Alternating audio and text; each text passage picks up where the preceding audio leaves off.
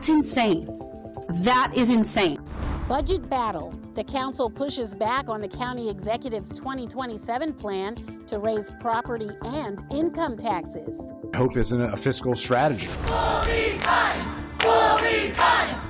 I'm Mariam Shahzad here in Rockville, where teachers and union leaders are rallying to ask the county council for full funding of public schools. Coming up on The Pulse.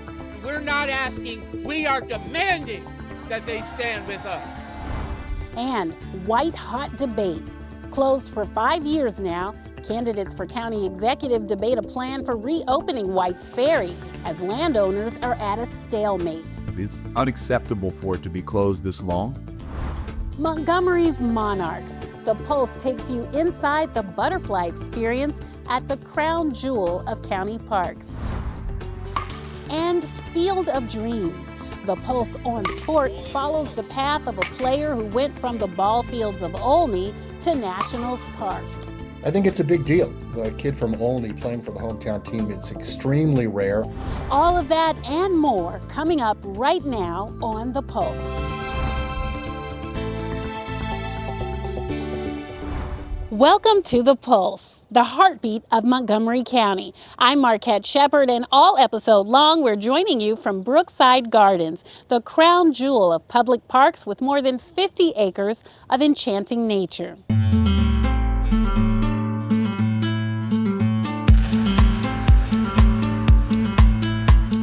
Originally opening in the summer of 1969, for the past few years now, Brookside Gardens has marked the start of spring with a spectacular showcase of floral blooms and butterflies on display. More about the monarch magic a little later in the show. But first, the news. Our top story takes us back to reality with a look at the county executive's proposed budget for next fiscal year. Last month, when County Executive Mark Elrich introduced the 2027 operating budget, two proposals sparked a contentious debate. One calling for a 6.3% property tax increase, and the second proposing an income tax hike, the maximum allowed by state law. This week, County Council members reacted to Elrich's plan, not mincing their words. We're going to move on to agenda item 3, a briefing on the FY27 operating budget. Our executive director. It's 56 pages long, with an $8 billion bottom line. Council members have been poring over Elrich's 2027 budget for weeks. And if Tuesday's meeting is any indication, they did not like what they saw. For a budget like this to come over at this time is irresponsible and unacceptable. 6% tax increase is a lot for some of our residents to handle. People who we never saw getting food at one of our food hubs, we're seeing them today. And that's just a red flag. We're talking about what is the rate of increase in the county budget that we can actually afford. The county budget has increased by 44% over the last 8 years. There are very few residents whose household budgets are increasing by 44%. When you're in a hole and you're trying to fix things and level things out, first step is to stop digging. Our county executive is asking us to buy a bigger shovel and asking our taxpayers to bear the burden of that bigger shovel because difficult decisions have repeatedly failed to be made. Our community is hurting. Our community is fearful. The nation is in chaos. This is not the right move at this time. We should not be adding to the economic anxiety that thousands of our neighbors are facing. I think what we're in right now qualifies as an emergency. Only Council Member Will Giwando seemed to align with Elrich's vision on the new budget. To say that we can't step up or won't step up, I think is not something I'm willing to do. The next couple of years are going to be very unpredictable. And we need to keep that in mind as we go through this budget. And that is no joke.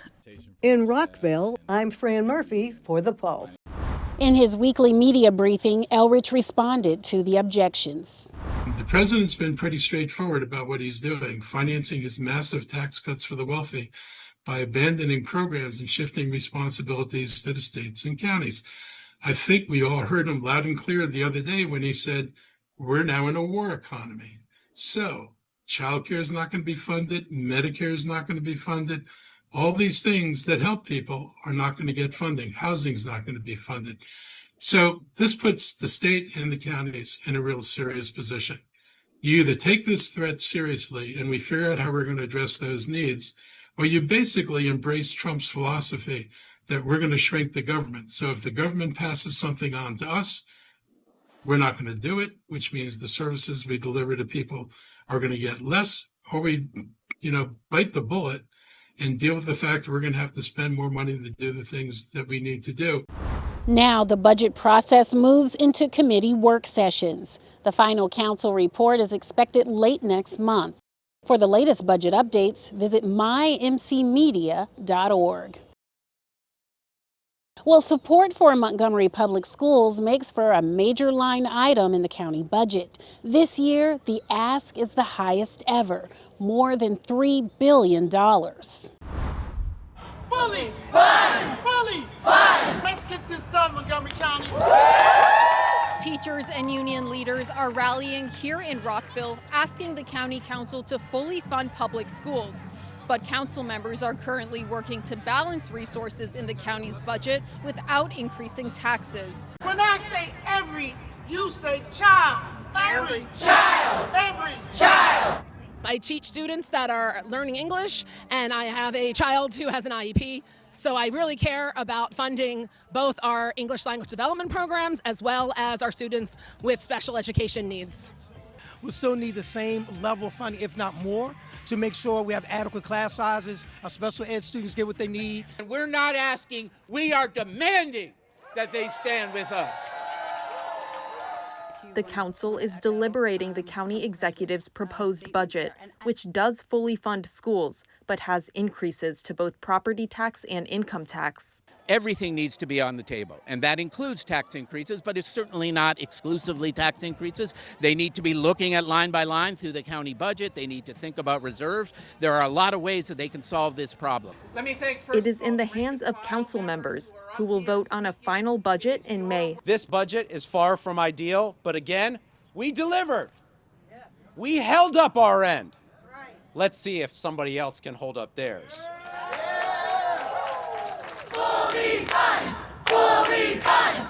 Several public hearings for the budget happened throughout the week. Reporting in Rockville, I'm Miriam Shahzad for The Pulse on Montgomery Community Media. The school budget was approved by the Board of Education with only one no vote from member Julie Yang. Yang is a candidate for District 1 in the June primary.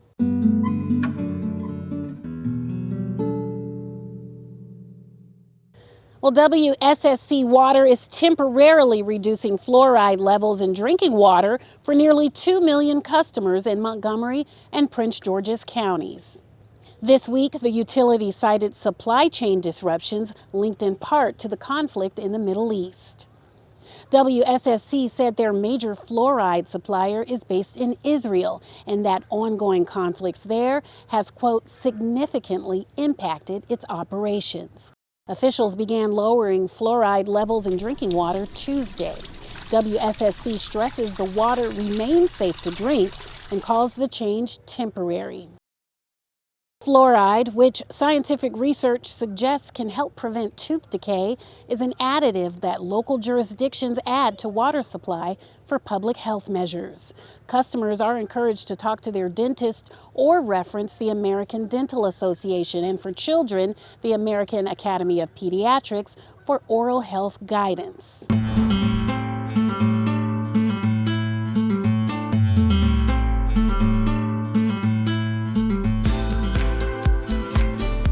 For more than 5 years, Up County residents have been waiting for the reopening of White's Ferry.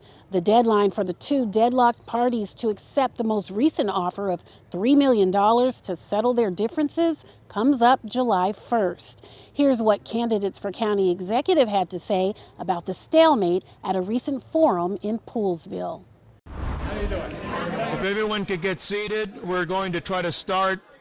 Since you're out here, and if you look behind you, you see signs about White's Ferry, that there will be a question about White's Ferry, and there is going to be a question about White's Ferry. It has been a major part of the Western County's culture, history, and economy for literally hundreds of years.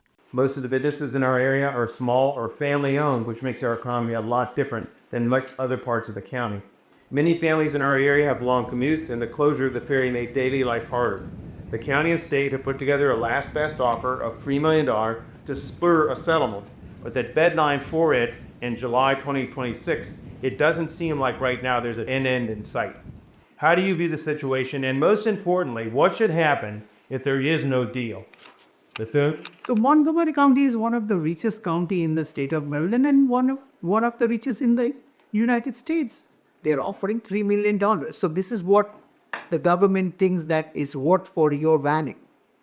There should not be a limit. What we need to do is that we need to see the investment and the people getting benefit of. Thank you.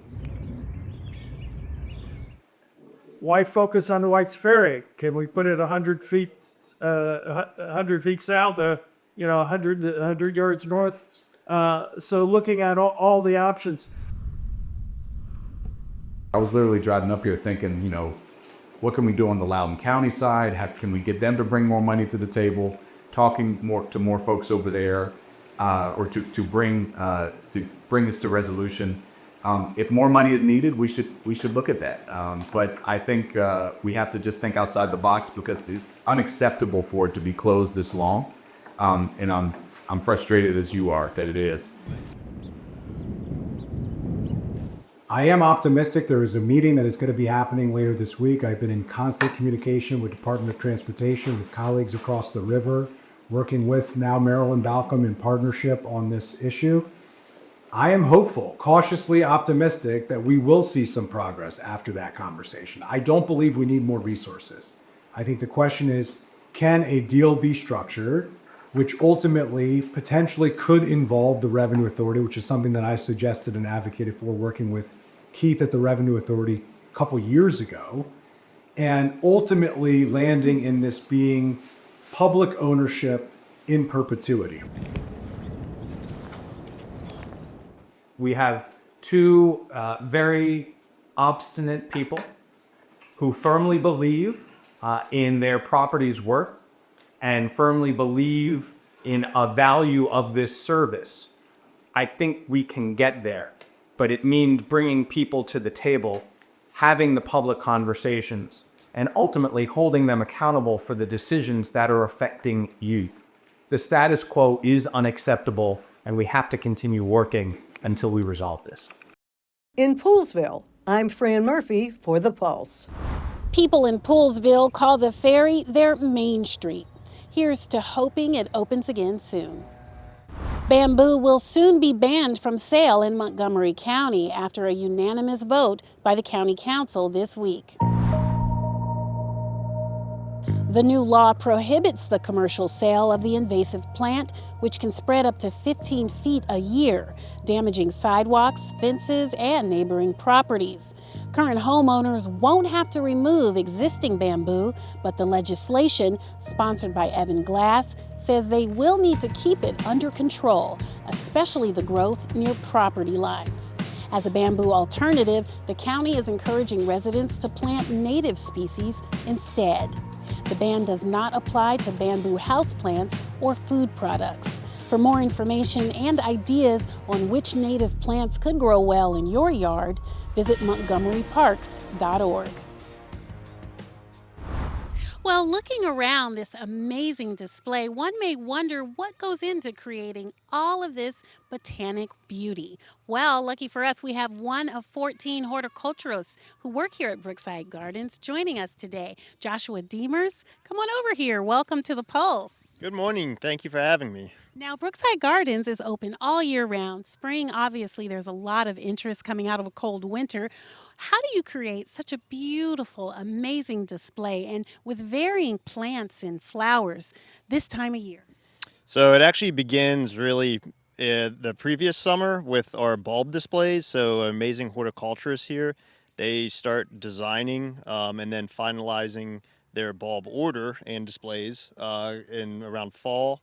And then we actually end up ordering in our bulbs around October and are planted at that point for this year's display.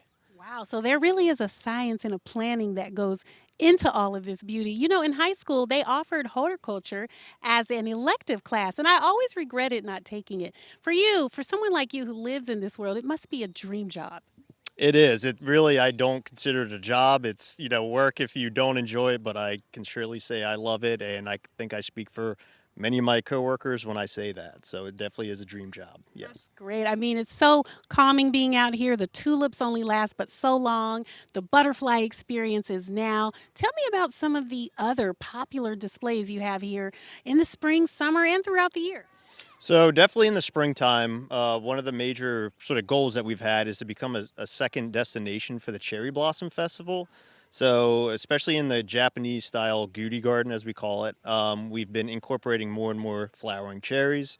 So if you want to beat the sort of rush down on the tidal basin, we are a good destination to do that. So after the bulbs are done for the spring, we then incorporate a lot of annual plants that will flower throughout the summer. And then once summer's up, we do some fall displays using cabbage and so forth and mums. We also incorporate pumpkins and so forth, sort of harbingers of fall in our displays as well. And then winter is also followed up with winter displays where we use a lot of cut material from the gardens to spruce up and give us a little more evergreen when it's otherwise sort of, we're surrounded by deciduous. So.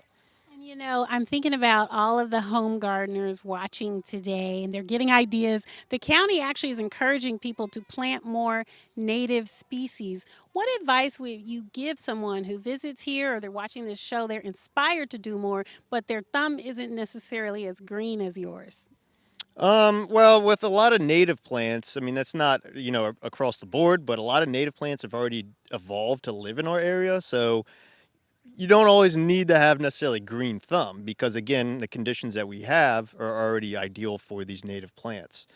We actually have a plant sale coming up Sunday, April 19th, which will be carrying a lot of native plants that were actually grown Pope Farm, which is an in-house nursery that we have within the commission.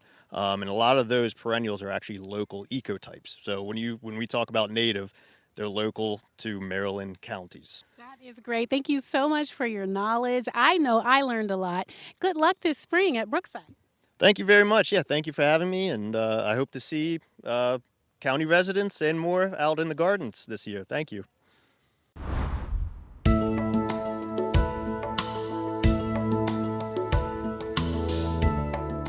Last year marked the post-COVID comeback of one of Brookside Gardens' most popular attractions, the butterfly experience. Pulse reporter Christina Caicedo-Smith takes us inside that rarefied air for a look at the fluttering phenoms. A colorful transformation is underway at Brookside Gardens, where visitors can step into a tropical environment filled with butterflies from across the globe. And when they told me, do you want to work with butterflies? I said, working with flowers and butterflies sounds like a dream. Staff work behind the scenes to care for both the butterflies and the plants that support them. Whenever we have our butterfly crew members come in, I will go through and make sure that they're all kind of settled in. I'll make sure that the plants are healthy along with the butterflies as well, so checking into the receiving room. The exhibit allows visitors to see exotic species they might never encounter in the wild. I think can not only get them to see different parts of the world through nature, but also be able to appreciate the biodiversity that we have in this planet and to start to acknowledge different things, such as knowing that butterflies have nectar plants and host plants, and taking this kind of information back home to see what they can do to help our local environment. The butterfly experience is just here for a few months at the Brookside Gardens in Wheaton. It brings more than 400 species from around the world, including regions from Africa, Asia, and Central America. One of the most important things that experts have told us is that butterflies are very important for the ecosystem. They're pollinators. They are the second most important pollinator behind bees, so they pollinate all of our plants. But I think they're most important for our migratory bird species because they oviposit, and after the eggs hatch, they are caterpillars. And those caterpillars are abundant in source. Beyond the beauty, there's a deeper message about education and conservation, and it's reinforced by experts who oversee the exhibit. What room are we? And, specifically what you do here. Of course. So right now we're in the receiving room, and this is the place where we will typically pin our butterflies. So they will start out with these kind of blank, empty slates, and then we'll line them with butterflies. And then once we have them all pinned and ready, we're going to go ahead and put them into these emergence cases where they will do exactly that, emerge, and we can see a few individuals in there right now. Some butterflies take a few weeks to emerge, but once they're ready, they're moved to the conservatory. We want to highlight different morphologies and teach people about different social behaviors that these insects show. We also want to spread a message of conservation. Each butterfly is carefully selected, balancing both exotic species and those found locally. So the big colorful butterflies, the blue morpho that captures people's imagination right alongside something they may find in their own backyard. Visitors not only learn about butterflies, but how to help them thrive at home. There are some really wonderful perennial plants that act as host species for our native butterfly populations. So once they form their chrysalis and they emerge as adults, they need food sources that are pollen. So variety of pollen-friendly plants as well. Zinnias, rudbeckia, all kinds of different plants that are really wonderful for these pollinators. The exhibit runs for a limited time this spring and summer, offering a rare, up-close look at one of nature's most important and beautiful pollinators. Reporting from Wheaton, I'm Cristina Caicedo-Smith for The Pulse on Montgomery Community Media. Thanks, Christina. The exhibit runs until September 7th, and different species of butterflies are featured several times throughout the summer, so you may want to plan to visit more than once. For more information, visit montgomeryparks.org/butterfly. Well, springtime also means the beginning of baseball season, from Little League to high school. Our sports reporter Frank Hanrahan heads to Olney, where he has the story of a Nationals player who now hits homers not too far from where he grew up.